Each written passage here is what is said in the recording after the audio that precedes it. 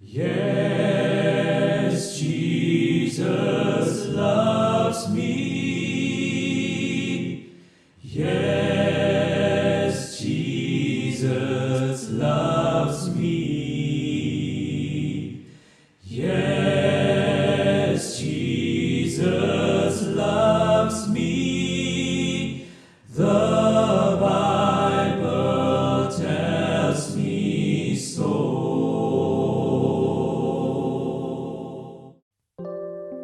Bapak, Ibu, dan Saudara sekalian, anggota Jemaat GKI Sulung dimanapun berada. Firman Tuhan hari ini akan direnungkan dari Yohanes 16 ayat 8-11. Demikian firman Tuhan. Dan kalau Ia datang, Ia akan menginsyafkan dunia akan dosa, kebenaran, dan penghakiman. Akan dosa karena mereka tetap tidak percaya kepadaku. Akan kebenaran karena aku pergi kepada Bapa dan kamu tidak melihat aku lagi. Akan penghakiman karena penguasa dunia ini telah dihukum. Saudara-saudara sekalian, kehadiran Roh Kudus dalam hidup orang percaya amat sangat penting karena dialah yang membuat karya Kristus dapat dipahami oleh manusia berdosa. Dengan demikian, kita dapat mengambil keputusan untuk percaya dan menerima Kristus sebagai Tuhan dan Juru Selamat secara pribadi, serta diselamatkan dari dosa dan maut. Roh Kudus melakukan tugasnya dengan cara menginsyafkan dunia akan dosa, kebenaran, dan penghakiman. Menginsyafkan di sini bermakna mengekspos atau membuat menjadi nyata. Pertama, Roh Kudus mengekspos dosa, dan dosa yang paling mendasar adalah ketidakpercayaan yang membuat kita buta terhadap kebenaran. Orang yang sudah dibutakan oleh ketidakpercayaan, walaupun ada bukti di depan mata, tetap tidak dapat percaya. Itulah sebabnya tidak mengherankan jika sampai hari ini masih ada yang bersikeras menyangkal bahwa dunia ini sedang dilanda pandemi COVID-19. Itu baru hal-hal yang bersifat sementara. Alangkah mengerikannya jika menyangkut hal-hal yang bersifat kekal. Itulah yang terjadi dengan orang-orang yang menyalibkan Tuhan Yesus. Mereka merasa dirinya benar dan Tuhan Yesus salah sehingga harus disalibkan. Padahal seluruh hidup Tuhan Yesus di dunia sebagai manusia merupakan penggenapan dari semua tanda-tanda kemesiasan yang dinubuatkan di dalam Perjanjian Lama yang sudah mereka pelajari sejak kecil. Lebih tragis lagi, orang-orang yang begitu mudah terprovokasi untuk meneriakan kematian Tuhan Yesus.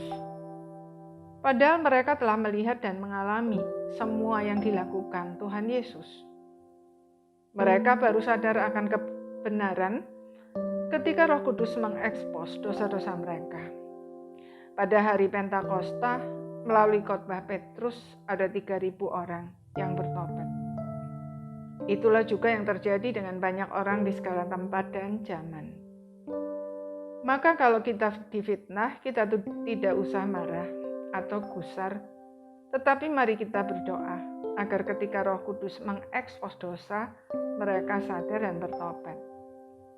Sebaliknya adalah kasih karunia jika Roh Kudus mengekspos dosa-dosa kita, karena itu berarti Dia sangat mengasihi kita dan tidak ingin kita binasa.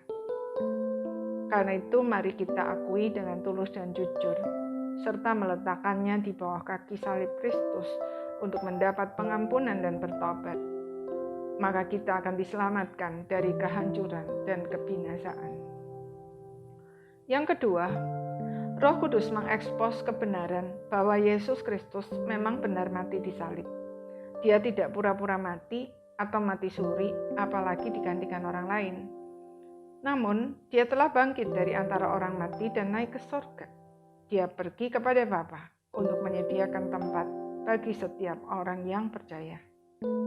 Kematiannya bukanlah tanda kekalahan, melainkan justru tanda kemenangan atas dosa dan maut. Ketiga, Roh Kudus mengekspos penghakiman. bahwa melalui salib Kristus penguasa dunia ini, yaitu iblis dan roh-roh jahat, telah dikalahkan. Sehingga walaupun untuk sementara masih diberi kesempatan untuk mencobai manusia, tetapi sebenarnya mereka sudah tidak memiliki kuasa apapun. Suatu hari nanti Tuhan Yesus akan datang kembali untuk melakukan penghakiman terakhir yang bersifat final. Pada saat itu, mau tidak mau, semua makhluk harus bertekuk lutut di hadapannya. Orang percaya bertekuk lutut menyembah karena keselamatan kekal digenapi dengan sempurna. Sebaliknya, iblis, roh-roh jahat, dan mereka yang tidak percaya bertekuk lutut karena takut menghadapi hukuman kekal. Kiranya Tuhan memberi kita hati yang peka terhadap pekerjaan Roh Kudus dan taat kepada pimpinannya. Amin. Mari kita berdoa.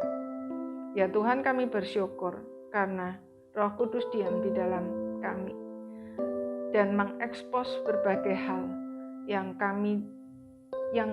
melampaui jangkauan kami, sehingga kami bisa memahami dan percaya. Kiranya Tuhan memberikan kami hati yang peka untuk senantiasa taat kepada pimpinan-Mu dan bertumbuh menjadi semakin serupa dengan Tuhan Yesus. Dalam nama Tuhan Yesus kami berdoa. Amin.